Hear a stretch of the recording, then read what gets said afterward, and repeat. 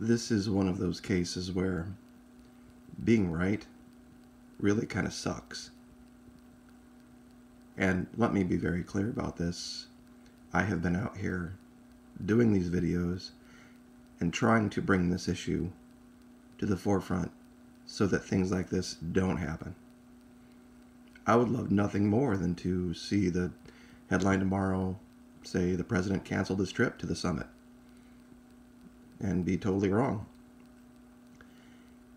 In this case, I wish I were. I'm not going to show the pictures of the family, but out of respect. But this event happened in a place where we're all too familiar with events. Only a few short weeks ago, Playa del Carmen, that's where the bomb on the passenger ferry went off. That's where they found bombs on other passenger ferries. And now we just have this mysterious death of 4 Americans, where allegedly, giant capital letters in quotes, there was no violence. However, I very much doubt the veracity of the Mexican authorities as regards the events here. Now, the news about this area that you haven't been told. We'll start here. This was February 11th of this year, in the exact same city.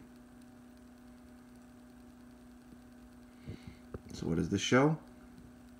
Maybe they knew she was Israeli, maybe they didn't, but it wouldn't surprise me if this was anti-Semitism at work.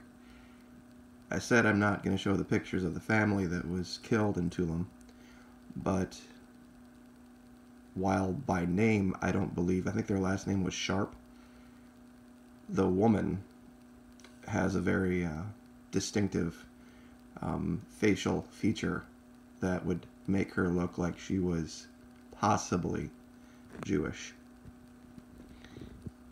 These guys aren't always well studied and particular about who they exact their vengeance on.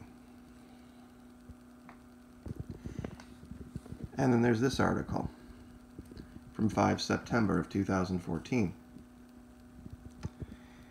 4 Belizean Lebanese citizens who traveled to Mexico were believed to be Hezbollah terrorists by Mexican police after they were informed that 2 Middle Eastern men, believed to be terrorists, were with 2 women traveling in a gray BMW car with Belize registration on Friday in the Tulum City area of Quintana Roo, Mexico. Now back to the map real quick, just so everyone knows. Belize is right down there, and that's where Tulum is. So as you can see in the grand scope of things, as we zoom this out, this would never be a wall issue. This is all 4th Fleet. This is Caribbean. This is the threat to Louisiana, Mississippi, Alabama, Florida, through the Gulf of Mexico and the Caribbean Sea.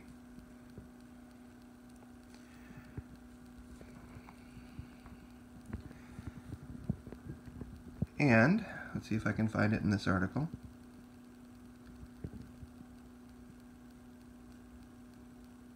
FBI CIA tip given to National Migration Institute led to the arrest in Merida, Yucatan of Rafiq Mohammed Laboon, the highest-ranking member of Hezbollah in the San Francisco Bay Area. The subject came from London and entered Mexico through the airport in Cancun, Quintana Roo, and then traveled to Merida, where he was captured under the false name of Wilhelm Dick. And that's your guy. Other than the beard, if he shaves the beard, he would almost look American. Little change in the hair. Could blend right in.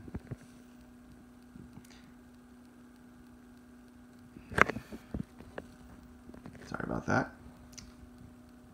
Here's where it gets a little scary, and I want you to pay attention to this. Fall of 2010. We're talking almost a decade ago.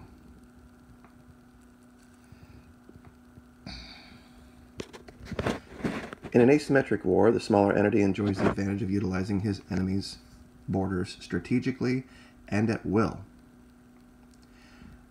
Last year, Defense Secretary Robert Gates stated that Iran was engaging in subversive activity in Latin America. The Pentagon sent a report to Congress warning that Iran was sending additional Quds Force troops to Venezuela. Quds Force troops to Venezuela 8 years ago. The Quds Force is the Special Forces Division of the Iranian Revolutionary Guard Corps and is tasked with exporting the Iranian Revolution. It is speculation as to what an increased Quds Force presence would be doing in Venezuela. I think we know. Training proxies under the aegis of Chavez back when he was still alive. Willie, listen to this. You're going to love this. Chavez has assiduously pursued his ends in neighboring countries, illegally financing the campaigns of fellow leftists and building the so-called Alll houses in Peru, with the aim of recruiting and indoctrinating new adherents to his cause from within their walls. Chavez has sent invitations to the mayors of small towns near the tri-border area of Peru, Colombia, and Brazil in order to probe for areas that are either friendly to his scheme or, if not, at least corruptible. The strategic importance of the area is that it is a redoubt for the FARC, a terrorist group that has been tied to Chavez since it began sending him funds while he was imprisoned after his failed coup attempt in '92. This was 8 years ago. 8 years ago. This is an article talking about Hezbollah-trained terrorists in Peru, in Colombia, tied to the FARC, which means basically tied to the ELN, operating in that region, Quds Force, Iranian Special Forces, in Venezuela for 10 years. I really don't know what more to say about this other than it's very clear where the biggest threat to the United States is. It's not North Korea. It's not Syria. A reliable U.S. source with which we held a meeting last week confirmed to the U.S. existence of dormant terrorist Hezbollah cells in South America who await signals to come into action in Argentina. I wonder if maybe a president traveling to the region would be a reason to be activated. Our intelligence sources have really clarified that they are in Mexico, but that there is an operation that is quite large in place there, and it's very frightening to me because this is national security. The idea of starting a wall now is tantamount to looking outside and seeing a foot of snow on the ground and deciding, oh, you know what? Maybe I should knit a sweater. If we have $25 billion to spend on a wall, don't you think perhaps maybe that money might better be spent reinforcing the military in this region first, given what we know about recent activities in Florida, in the northern part of South America, now in the Yucatan Peninsula? $25 billion would shore up the Fourth Fleet pretty well. Instead of sending a bunch of union workers out to the middle of the desert in Texas where they dig 5 feet of a hole for one day and then take 2 hours of breaks. I mean, seriously. Most of the illegal things that come into this country come through legal border crossings anyway. And the Admiral, Tidd, of the Fourth Fleet said he only has 25% of the resources that he needs to stop the interdiction of the things that he knows about. Forget the things he doesn't know about. Why don't we get him funded to where he can stop 95% of the things he knows about?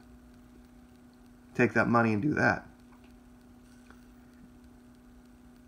Because they're just like like the Admiral said, it's like squeezing a balloon.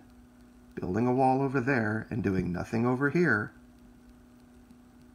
is just going to push them through here.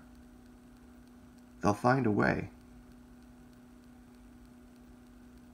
Anyway, I'll leave it there. But it's just a sad day. It's a very, very sad day that these things have to happen. So, pray for the families and pray for good judgment in high places so that we don't have a much, much worse situation in about a month. Like, share, subscribe.